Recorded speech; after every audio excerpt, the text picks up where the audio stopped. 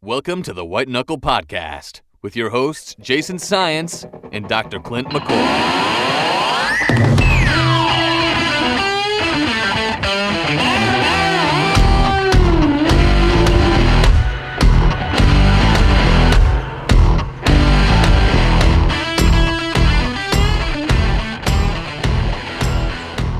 Hey, what's up, everybody? Welcome back to the White Knuckle Podcast. This is episode number 121. Tonight, I am joined via, I guess, the cell phone, Mr.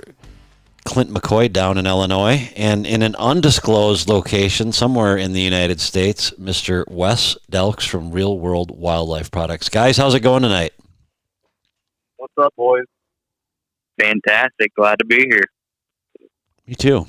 It's snowing wherever you're at, huh, Wes? It's been a slushy mix the last couple hours. Seems like it's warmed up a degree or two, but roads have not been so good the last hour. That doesn't sound like fun. No, not when you're pulling about 8,000 pounds of seed. What's it like down by you, Clint? It's just mist and rain right now. It's not. He's way west of. Where are you about right now, Wes? I'm west of Columbia, Missouri. You're way out there. Yep. Headed to the Kansas Monster Buck Classic tomorrow. Oh, That'll be good. That'll be fun. It'll be a good time. Good deal. So let's just get this out on the table, since I already mentioned that you're a co-owner of Real World Wildlife Products, correct? General manager. Yes, sir. And you guys launched a new product this year, and it is, I think I made an Instagram post that could have possibly been the best new product at the ATA show. Although I guess it's probably not new in many respects. It's new for you guys. Just for everybody that's going to be asking the question, just give us the Cliff Notes version of what it's about, and then we'll get into what we really wanted to talk to you about. That's your dear boar, I believe you called him. Yep. But for now, tell us about your new product. I'm not even going to try to pronounce the name because I know I'll botch it for sure. Yeah, Jason, that's something we're really excited to release this year. Real World Giant Miscanthus is what it's called. And you may have seen me walking around ATA with it a little bit before the show. I kind of walked around and gave ourselves some free advertising, walking around the aisles carrying it on my back. So it was a booth that you could see it from a long ways away, because that giant miscanthus, it stands about 13, 14 foot tall, so we were easy to spot. And what it is it truly is the wall that won't fall down. So we wanted to come out with a screening product. We tested lots of different annual screens, Egyptian wheat, sorghum, Sudan grass, things like that. And by late November, December, starting getting into some wind and snowy conditions, those screens were lucky to be 4 or 5 foot tall. I mean, those annual screens look great during the summer. They look great when they're green, but they collapse. And Right. So we've got a product here that is a wall that won't fall down. So something we're really excited about getting into people's hands and seeing how the creative land manager can put it to good use. Excellent. So Wes, go ahead. Wes, that was the very first thing that when I saw it, I'm like, man, how do you keep the wind off of that? Out here in the prairie state. And that's the very first thing I asked, and Dom's like, yeah, dude, it pretty much takes anything. What kind of a plant is it? Can you describe that for us? The stalk itself feels, I mean, you flick it with your finger and it feels like the texture of bamboo. I mean, it's that tough. And I mean, if it gets 6-7 inches of snow on it, as soon as it melts, it's popping back up. And I mean, when we took some to ATA to show to people, we started cutting it with a machete, and we quickly got out the chainsaw, because it's that tough of stuff. You got out the chainsaw to cut it down. Yeah. to cut weeds. Yeah, we got out the chainsaw. Exactly. That sounds like something a real man would do, right? Yeah. We got out the chainsaw to cut it down. Well, I was wondering when I saw your booth at the ATA show, I'm like, how is that gonna stand the test of 3 days? And it did, like, no problem. Oh yeah. The stuff that you were looking at ATA was 3rd-year growth, and I mean, I was actually looking at it today. If it's taking 30-mile-an-hour winds, 7-inch snows, it's going to pop back up. I mean, it may, bend over a little bit, but it is really rigid stuff. Wes, what's the ideal, like, say I'm interested in that product and I want to dive into it this year. When do I plant? How do I manage it? Yeah, so what you want to do, Clint, is the goal is you want to get it 3 to 4 inches deep in the ground. You want to plant at least 3 rows and up to 5 rows if you want a good screen. And those rows need to be 18 inches apart. And then within the row, your rhizomes, this isn't planted with seed, this is planted with little roots called rhizomes. And those rhizomes need to be planted 3 to 18 inches apart within the row. So there's going to be a lot of different ways that guys plant them. Don uses a tree planter, which is probably the best way, the most efficient way of getting them in the ground. Myself, I haven't planted very large stretches of it, so I've just done it with a shovel, or if you had a tulip bulb auger on the end of a cordless drill, you could do it that way. But the key is just to get those 3 to 4 inches deep. That's deep. Yep. If they're too shallow, you can experience a little bit of winter kill the first year. So you want to make sure they're deep enough that first winter, if you get real freezing temperatures, that it can survive those freezing temperatures. So what do you do with a planted stand the following spring? Do you do anything with it? Do you mow it, burn it? The first year, it'll be about shoulder to head height, but it'll only produce about 5 stalks. So your screen won't look very thick. By year 2, you'll be smiling, and then by year 3, you'll be floored. It's just, from year 3 and on, it's just a fantastic screen. It's a wall. Any idea on projected longevity of it? We've seen at different universities and other places some stands that have been there for, a decade or more. I really think that, this is something that, is going to last for years and years to come. Do you see this becoming a mainstream product? And if so, why it's been around for a long time.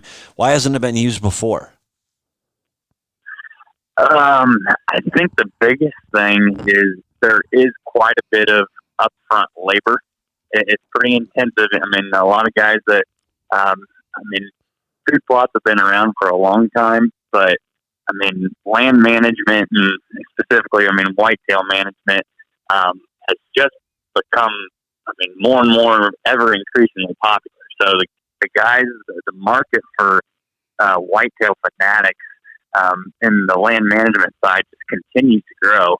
And I don't think 10, 15 years ago there was enough people that take whitetail management as seriously to have a market for this, whereas now there is. So gotcha. I think that it's something that can continue to grow. Mm-hmm. Wow. I know people will ask, Wes, but is it, and I'm sure it's not, but I know people will want to know, is any invasiveness to it? Right. That's a question we've got several times. And I've got a paper from a plant genetics guy and a plant breeder from the U of I. Showing, I can send this paper to anybody that wants to read it, showing that giant miscanthus is a sterile plant. It's not invasive. that rhizome, it's going to grow about 24 inches away from that rhizome, and then that's it's. And when it's fully mature, that's as far as it's going to go. So some of those plantings that we saw that had been there for years and years, those plantings were still in rows. And I mean, after being the rhizomes being planted for years, they don't grow into the rows. So they don't spread very much, and the seed heads are sterile. I'm not concerned at all with it getting away from it. It's not an invasive. Yeah, that's good information to have. Yeah, good. So not invasive. Basically, it sounds like you're planting trees. I mean, I realize it's not a tree, but that'd be the best way to describe it. I mean, for sure. Just getting the tree planter from the local DNR office, if you've got something like that in Wisconsin here, not too far from here, they've got 3 or 4 that they'll let you use at any particular time. Obviously, when all the tree orders come in, they're going to give them to the folks that are planting the thousands of trees that they've ordered. But it sounds like it'd be just perfect for that, because you could just drop those things right in there. It might be a little bit harder because they're not quite as long as, say, a white pine sapling. But it's just there's nothing super technical about planting it, if I'm understanding. Just get it pretty much perpendicular to the ground and in 4 inches, 3 to 4 inches. Yep, and looking at it from more similar to trees is the right approach, Jason. It's more like a tree sapling than it would be broadcasting seed, particularly because that rhizome, it has a shelf life. We're not shipping orders out the door until late March, and the reason we're doing that is because those need to stay in a relatively cool environment. So we'll have them in cold storage, and when we ship them out the door and get them to people, when people get them, they need to, if they're going to keep them for several weeks before they plant them, they need to keep them relatively cool. In a basement away from sunlight, or if you're only having 100 rhizomes, I try to keep it in a refrigerator. But before you plant that, they need to be cool up until that point. How many, and maybe you've covered this in your brochure, but how many plants per, I don't know, yard, foot? So if you're planting 3 rows on an 18-inch grid, you can think of it either 2 ways, whatever's easiest. Every 100 rhizomes goes 17 yards, or you can think of it that 100 yards is 600 rhizomes. So whatever's easiest to think of, but every 17 yards you need another 100 rhizomes. So every 100 yards you're going to need 600. 600. Okay. Math wasn't my strong suit. So what are they selling for? How are you going to sell in what quantities? Can you just buy one?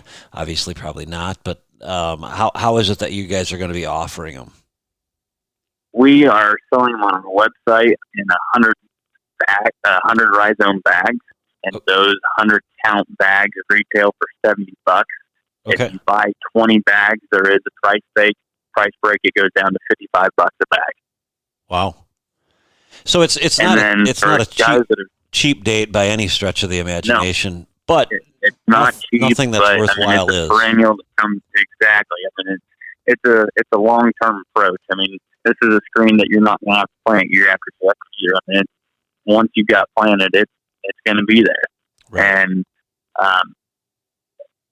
we also will sell it in 5,000 rhizome bulk bags, which 5,000 is a bunch. But guys that are really wanting to go to town with it, as they got a quarter-mile stretch along the road or something like that, we'll also sell it in 5,000 rhizome bulk bags.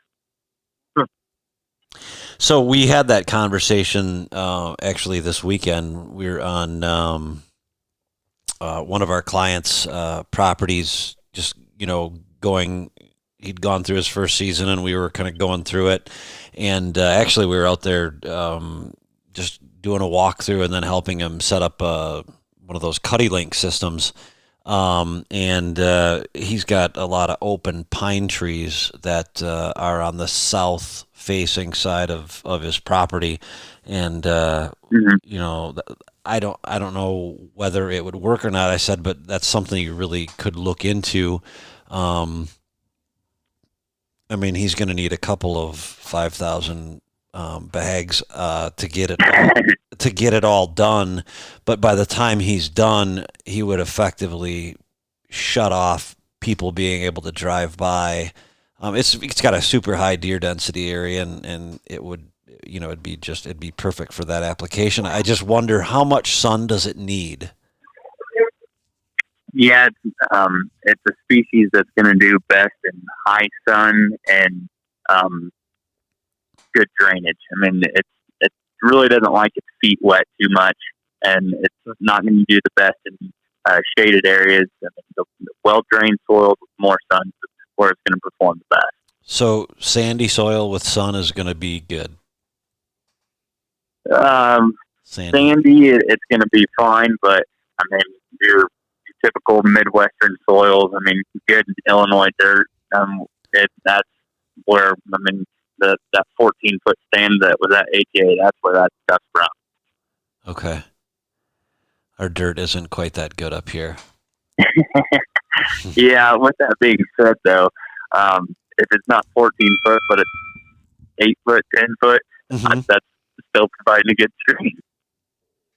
Gotcha. Yeah, 14 foot's a little aggressive. I saw those photos from the ATA, and I was like, holy smokes.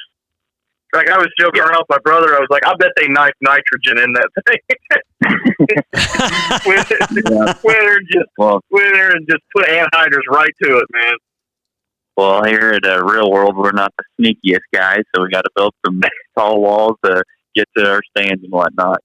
Oh, man, it's so impressive. It's so dense, too. Like, I didn't know what to expect with it, and I saw those photos. It was unbelievably dense.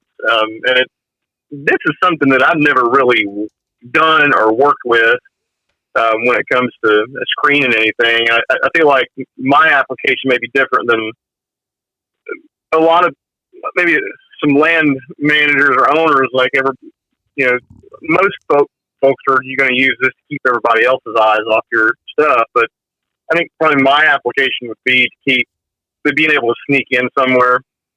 On our family farm, just giving me screen, giving me cover so I can access without blowing things off field edges and feed plots and whatnot. I think that's probably a more practical application for us. Yeah. Another thing is in switchgrass or CRP or in native grass plantings, using the miscanthus to create some structure within those plantings to kind of get deer to work an edge to a certain point, or having a planting miscanthus, but then leaving a 5-yard gap, creating some kind of pinch point to get deer to go through a certain spot. And there's a lot of things you can do with it. Bingo. Good idea. Good idea. So what you're effectively, I think what you're trying to do is steer them through that cattle gate, so to speak. Exactly. Yeah. Yep. Yeah. Certain. Nice. See how fast I catch on? Wow. Yep. Well, Clint, do you have anything else on miscanthus? I don't think so. It's pretty thorough. Did I pronounce it right there, Wes? Yep, giant miscanthus. You got it. Giant miscanthus. All right. Well, hey, let's talk about your lackluster season with boar. Okay. I can tell you the whole story. How did it all begin? If I remember you telling me correctly, you caught this deer not on a trail camera, but weren't you out scouting or something like that? Or am I wrong? Yeah, so, I moved to Illinois this year. I don't have any history on any of the properties that I got permission to. So when I moved to Illinois in let's see, it had been about 13 months ago. It was December. So it's 13 months ago, and then going into shed season, knocking on doors, trying to get permission, going into the summer, continuing to get permission to different properties. And like I said, obviously didn't have any history with any bucks that I was finding. And on one of those scouting missions, I was going on to a property that I had just gotten permission to, and didn't have a trail camera on the property, and had my video camera with me, and was just sitting over a water source where deer would come out of a CRP type habitat and go into feed on some late planted beans. And he showed up and couldn't believe it. Really? No. Yep. No clue whatsoever. That's awesome. Yeah. So, was that your first trip? Was that your first trip in there, Wes? It was my first trip in there.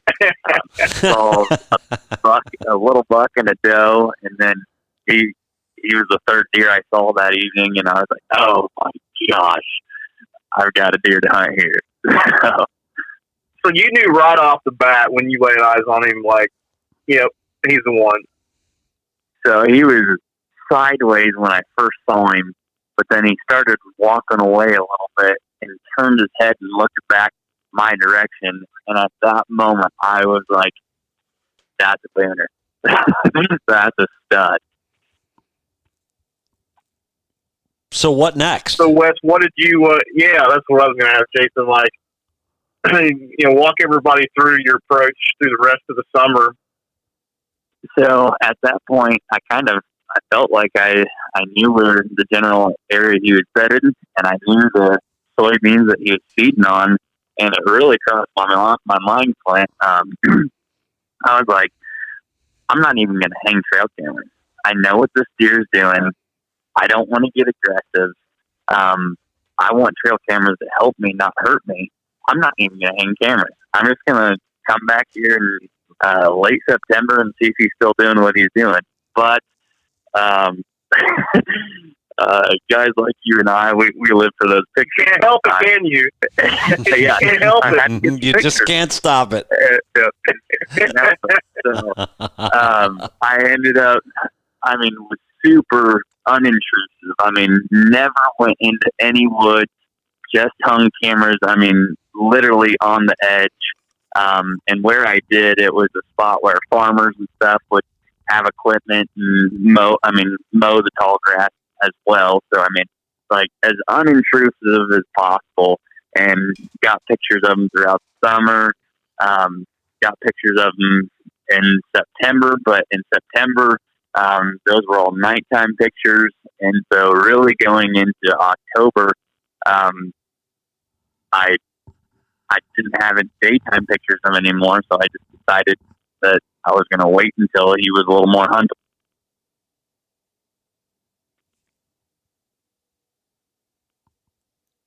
Did we lose you, Wes?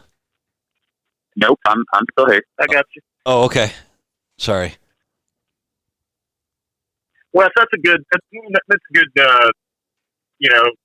good mindset. I feel like when it comes to, and I don't want to use the term gimme. It's not a gimme, but like, how fortunate are you that, you've got a booner identified scouting trip number 1, you know what I mean? Right. And you're like, holy cow, like, I'm super fortunate to have this guy in my hip pocket already.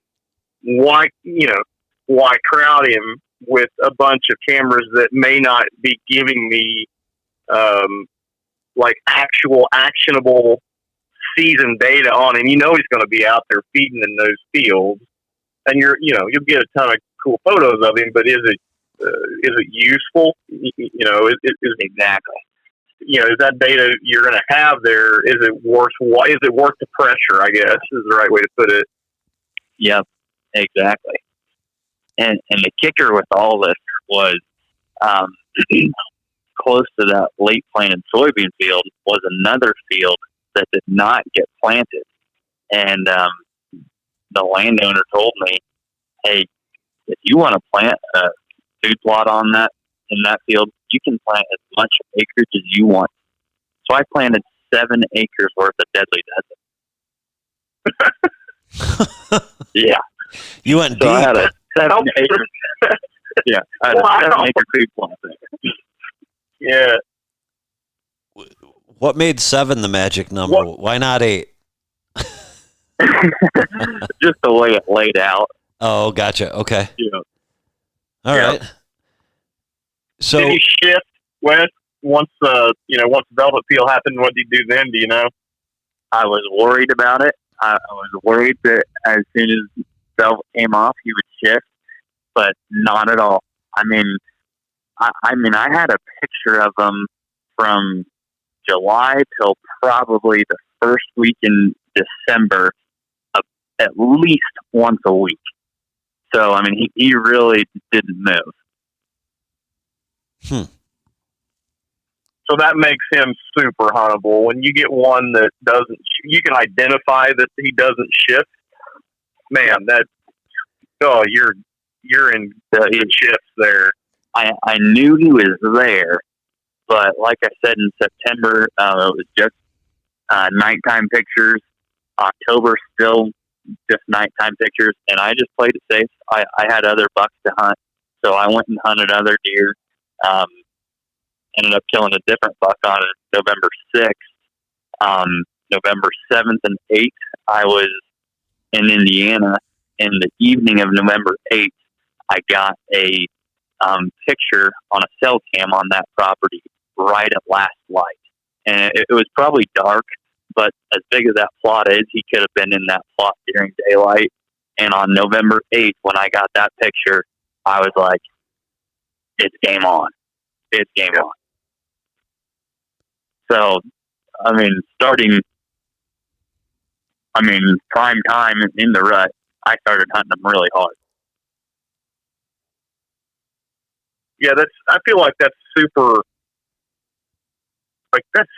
difficult to figure out sometimes. Like when I have history with a buck, I need to know, like that's one of the huge factors that I need to know right off the jump, whether he shifts, whether he doesn't, and if he's kind of an in-betweener, like a boomerang buck, I'll call him. Like he stays in the same spot, the early season, he bails during the rut, then he boomerangs right back during late season. Like those travel patterns like that make a buck either killable or way more difficult to kill. And man, that's super fortunate to get right up on him just like that and be able to identify that. Like you said, man, when you're getting photos of him right around the heart of the rut in the same spot he was summering in, you're good to go. Dive in and get him. So through November, I hunted him 16 times. I mean, I think starting on November 10th or something like that. But I hunted him 16 times through November, and out of those 16 times, caught him twice.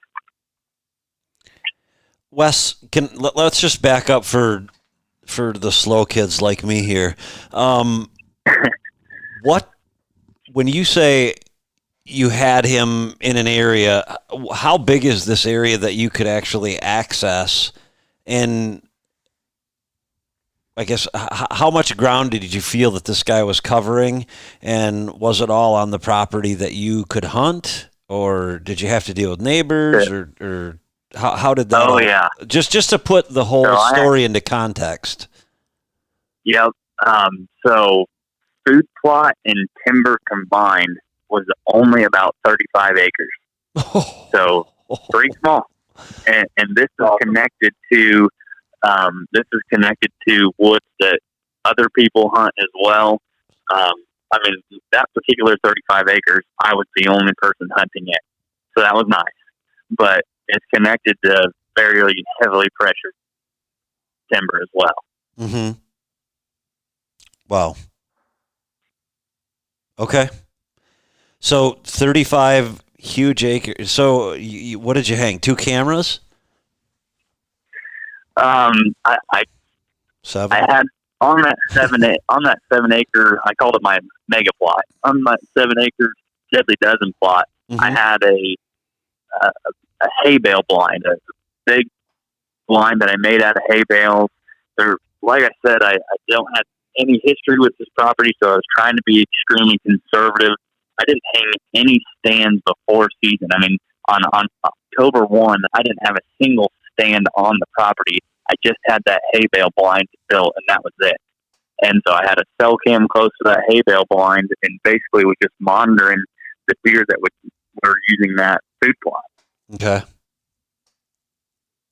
So I was just watching to see what was using that food plot, and then on November 8th, once I finally did get a picture right at last light, that was the signal for me that I needed to start hunting that deer.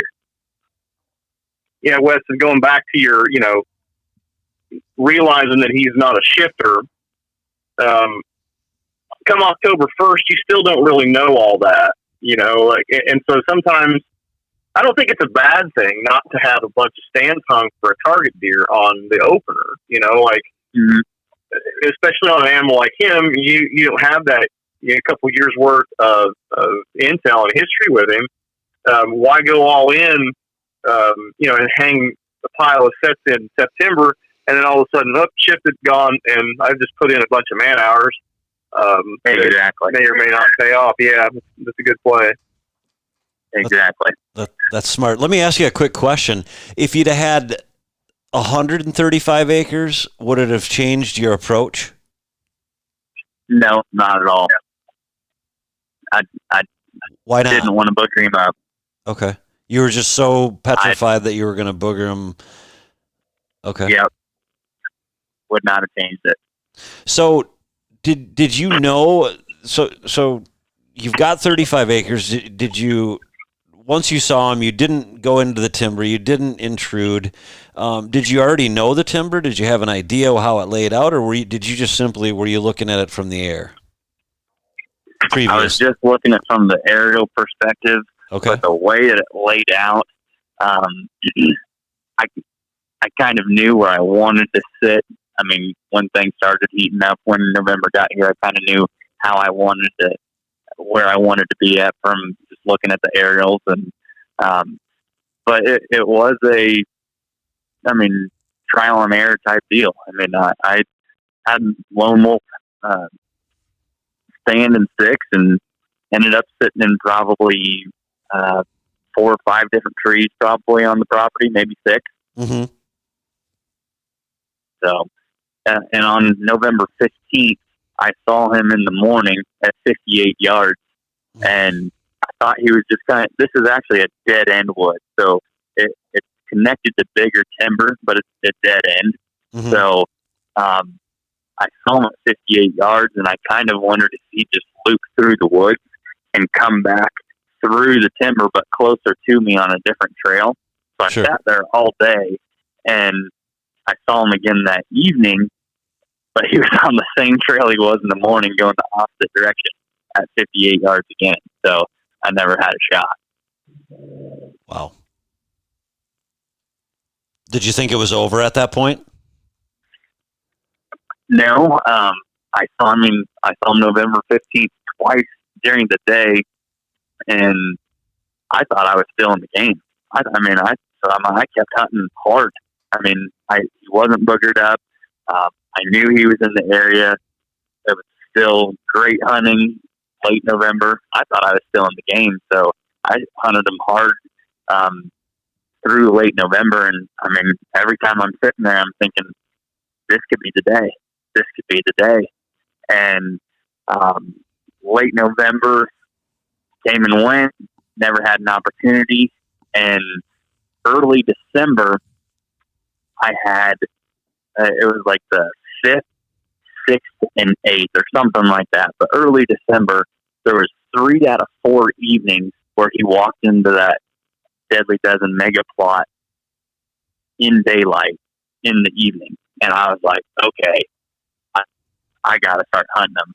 But then we had, in Illinois, we've got 2 gun seasons, and the second gun season happened. And after the second gun season happened, he was MIA for a couple weeks. And then you get that worry, don't you? Yes, for sure. Yeah. For sure. Always. So, always. I was, just Is he dead? Is he just hunkered down somewhere? Did he move areas? So wasn't exactly sure what was going on. What do you do in that scenario? You just hang more cameras or back off and just keep fighting the good fight like you were doing? Just back off. Don't ever go onto the property. The camera was on the cell cam was on the main trail going into that 7-acre deadly dozen plot. So if he's there, he's going to go past that camera at some point. And then when he does go past that camera, wait for it to be daylight fix, and okay, now he's huntable again. So that was the plan. And about Christmas time, the cell cam died. Batteries went dead. I got a covert cell cam for Christmas, and I was like, you know what? I'm just going to go out there and change out the cell cams. And I hadn't had a picture of them lately. And I'm driving down the farm lane to go into this place on January 2nd to switch out the cell cams. And when I'm driving down the lane, I look into the woods, and I saw a rack. And in my mind, I didn't know it was boar. I just thought, shooter. That's a shooter. I'm instantly coming up with a game plan. This is like 2 o'clock in the afternoon, and I'm turning my vehicle around, going back to my house. I didn't have any of my gear, so I go back to my house, take a sinless shower, grab my bow, grab my stand and my sticks, and head back out.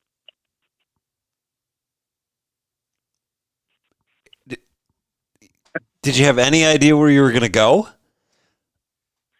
I did. So, I knew there was a couple deer with them, and so I knew where the deer were bedded, and I had a 7-acre deadly dozen plot, and before that camera died, deer were really starting to hit that plot harder.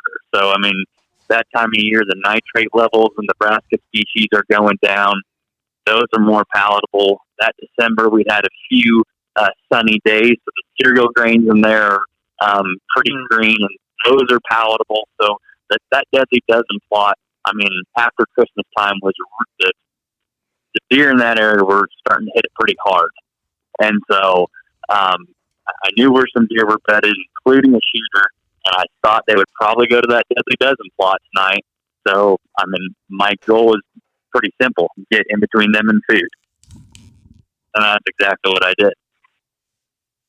God, it makes sense to me. So we're going to just take a quick break, and then we'll come back, and I'm going to guess that we're going to hear the end of the story, or at least get closer to the end of the story. We'll just take a quick break, hear from our sponsor, and we'll be right back. With our land experts, you don't know what to expect. And until you've shared this with us, you won't know what you're missing. We are hunters and land professionals alike. We are United Country, serving you on your quest for hunting or recreational property. Bottom line, we work for you. UC Hunting Properties. Stand on your investment. All right, so give us the goods. What's the rest of the story? So I get to the tree that I wanted to be in, put 2 lone wolf sticks, and hang my stand. And I'm a pretty squirrely guy, so 2 sticks got me about 12 foot, and I'm in a V of a tree. And I got my gear together pretty quick, and it's a pretty warm day. I looked at the deer cast app, and it said poor. It was supposed to be a terrible day for deer hunting. Barometric pressure was low and temperature was high, but I knew where a good deer was bedded. So I'm 12 foot off the ground, and I'm wearing a black Under Armour shirt, not even wearing a camo shirt. And I sit there for about an hour and a half and hadn't seen the deer yet.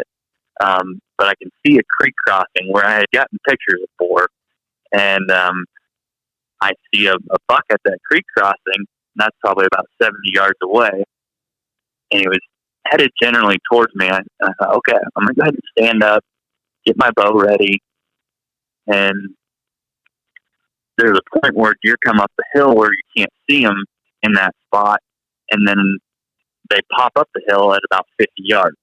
So I couldn't see this deer, and then when he pops up at 50 yards, I was like, oh my gosh, that's 4. I mean, could not believe it. At that point, I was like, this could happen. And there was a squirrel. The funny thing about it was there was a squirrel in the woods that I don't know if this squirrel thought it was the last acorn in the woods or what it was doing, but it was just scurrying around the woods. I mean, just like this squirrel was frantic. I mean, just making all kinds of racket. And as Boar pops over that hill, he's looking at that squirrel like, what's going on over there? And he kind of veers off from the trail he was on and takes a trail that's actually closer to me. And as he's kind of looking over at that squirrel, and then as he's on the trail that brings him closer to me, he directs his attention back towards whatever he's normally doing and coming along. And then from 50 yards all the way to 10 yards, I did not have a shot at all because his chest was directly to me. I mean, his body was facing me, but he wasn't looking at me, but his body was facing me. And I didn't have a shot until he was 5 yards away from his broadside. So I'm 12 foot up, 5 yards away from this deer. It doesn't get any closer. That's tight. That's tight. Yeah. That'll make you sweat. Yeah. Oh, yeah. I mean, that's where it's like, is he going to hear my heart beating? Right. He was right on top of me. But 5 yards broadside right underneath the tree and put a broadhead right through the middle of his heart. So he takes off running about 60, 70 yards and didn't see him go down, but I mean, I knew where I hit him. I saw the hit. I mean, I knew it was a good hit. And about 60 or 70 yards, he went behind a few trees, and the way he was running, I knew he was toast. Sure. So. Nice. So were you? Go ahead, Clint. Were you filming that, Wes? No, I didn't. This was a hanging hunt, late season, Hail Mary type thing. Was it warm that day? It was. Yes, it was. Yeah. So you didn't film it at all? Nope. Didn't even have a video camera with me.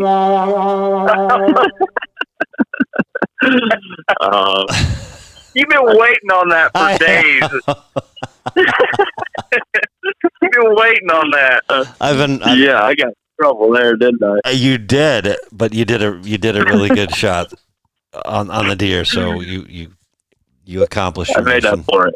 Yes, well done. Yeah.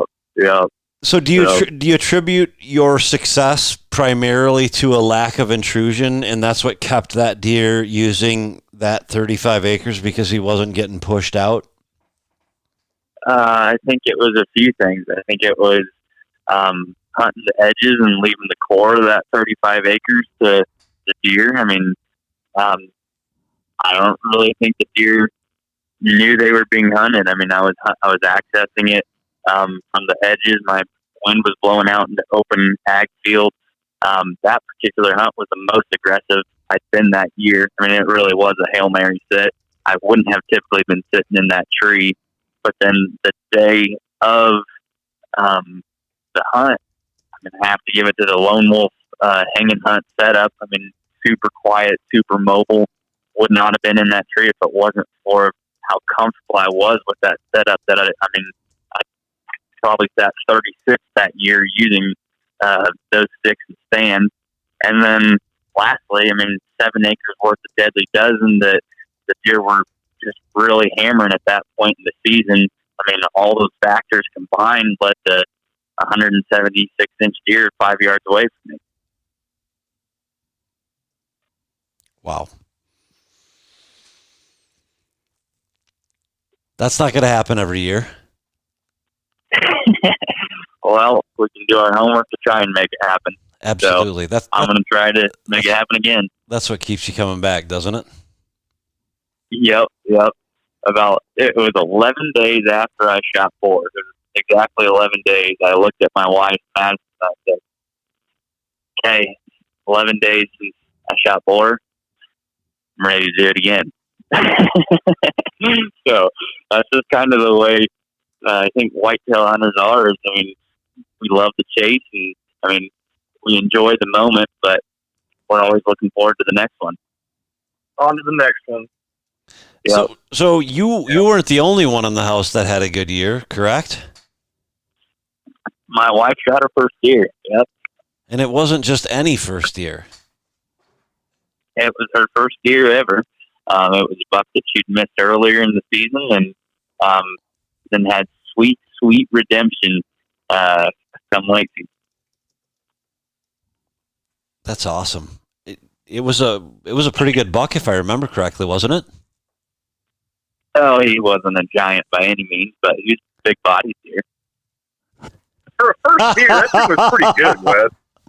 Yeah, I was just gonna say, come on. Hopefully, she doesn't listen to podcast. I got to say that so I don't have to pay the taxidermy bill, Jason.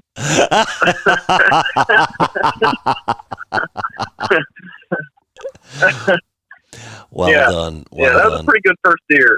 Yeah. My first deer looked like you made it in vacation Bible school class, his rack out of popsicle sticks.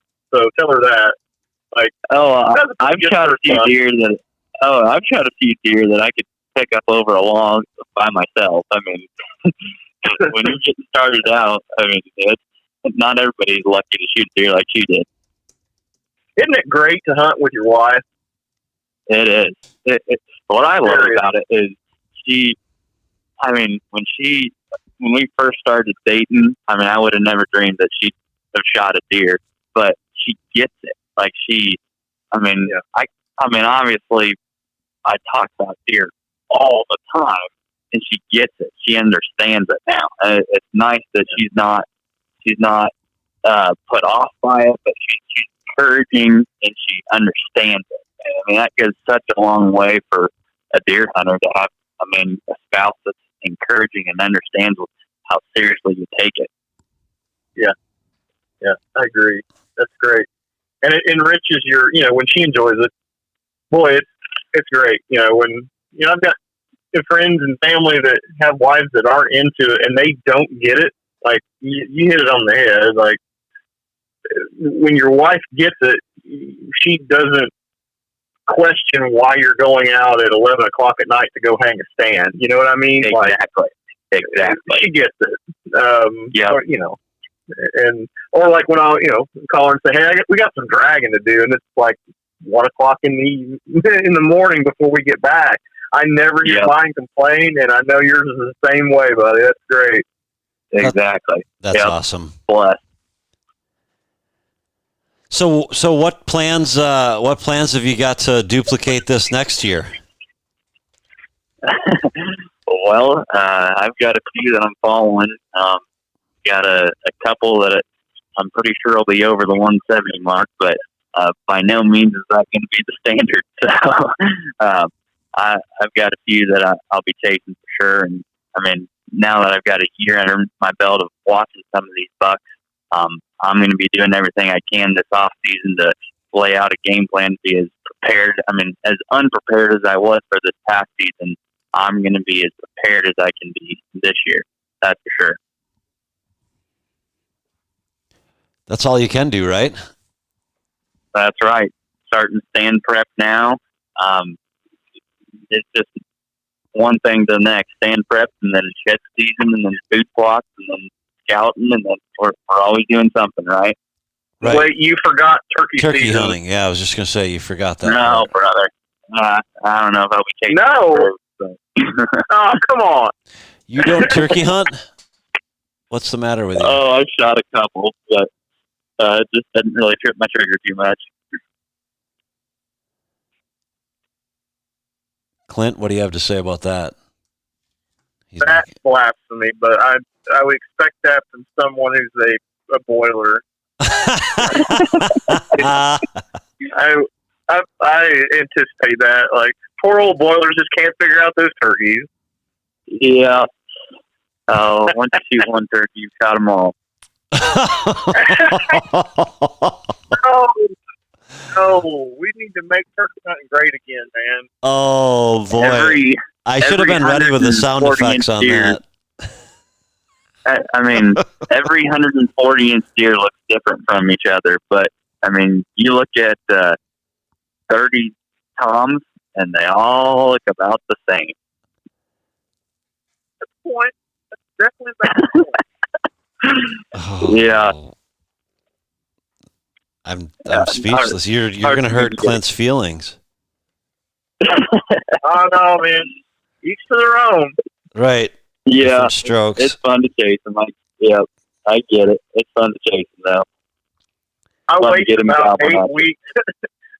I waste about 8 weeks messing around with these stinking things, and I probably should be doing deer work, really. Yeah. I get so dang behind. But, well, the nice thing is you can sort of sitting on your butt. You can sort of put the two together, generally speaking. At least I do. I mean, it seems like I learn about as much during the turkey season about deer as I do, walking around in the winter. Do you find the same thing? Yeah, that's a good point. Yeah, no, that's a good point. I'll tell you one thing that I find a lot of when I am out roosting birds and trying to figure them out. Like those spring beds of deer, when they're losing their winter fur, that dense winter coat, that is the absolute best time to find like hair in bed that you can go, oh, yep, there's a bed. Because look at all that, they're shedding out. It's amazing how much you can find then in that, like, April, May time period. But, I'm too busy looking at the sky and listening for birds most of the time. But you can run into some good deer beds that time of year if you're diligent. Yeah. Yeah. Interesting. Definitely. I've picked up sheds. I'll be sitting, actually last year I was sitting down at a tree, calling, and I looked over and there was it wasn't a big shed, but it was a shed nonetheless. Just laying there and I've been able to put together a few pieces obviously not enough of the pieces of the puzzle, but, let's talk about shed season real quick. Anybody, have you guys been yet? Like, I feel like everybody and their uncle is already shed hunting but me. Yeah, I won't be going until early March, maybe late February. Like, there's kids going all over. Like, on social media, everybody's running and gunning going, man. Like, it's time to go through all the bedding areas, right? It's too early. It is. Oh, yeah. There's plenty of deer. It is. At least in my neck of the woods, it's too early. We were just hunting last weekend. Exactly. Yeah. I mean, maybe if you had one on camera that a good one that got a picture of him that is a baldy. Maybe you go and look for his. But just to go out and look for sheds this time of year, I think that's about that. Yeah, you're just running them all over the place. Agreed. Yep. Agreed. Well, we've taken nearly an hour of your time, and I appreciate it, Wes. Thanks for sharing your story about boar, and also enlightening us a little bit on the giant MISCANTHUS.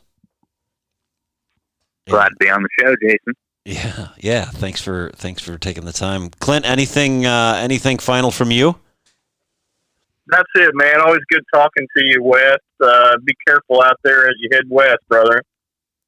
Appreciate it. Will do. How far you Thanks, guys. got to go tonight yet, Wes? I've probably got about another 2 hours left. Ooh.